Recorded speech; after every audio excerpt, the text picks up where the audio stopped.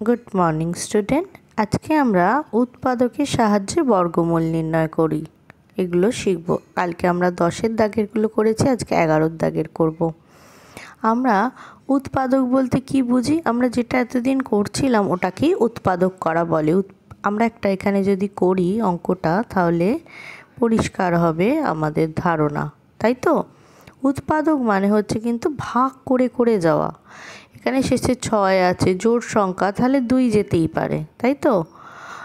আমরা যদি এখানে 2 খাওয়াই, তাহলে 2 2-এ 4, এক হাতে রইল।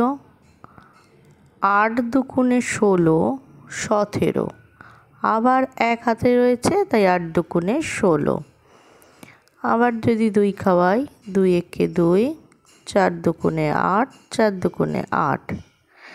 144 কিন্তু আমরা উৎপাদক করেছি, আমাদের অলরেডি জানা হয়ে গেছে। আবার যদি 2 দিই, 7 2-গুণে 14, 2 2-এ 4, 2, 3 2-গুণে 6 7,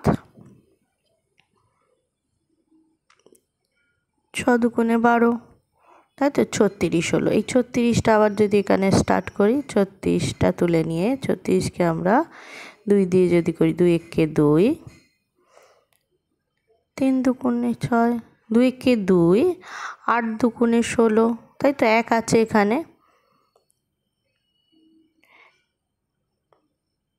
তারপরে আমরা আবার যদি এটাকে 2 দিয়ে করি, তাহলে 9 2-গুণে 18।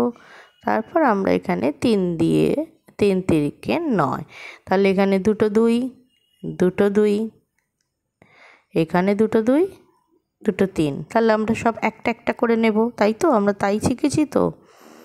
তাহলে 2,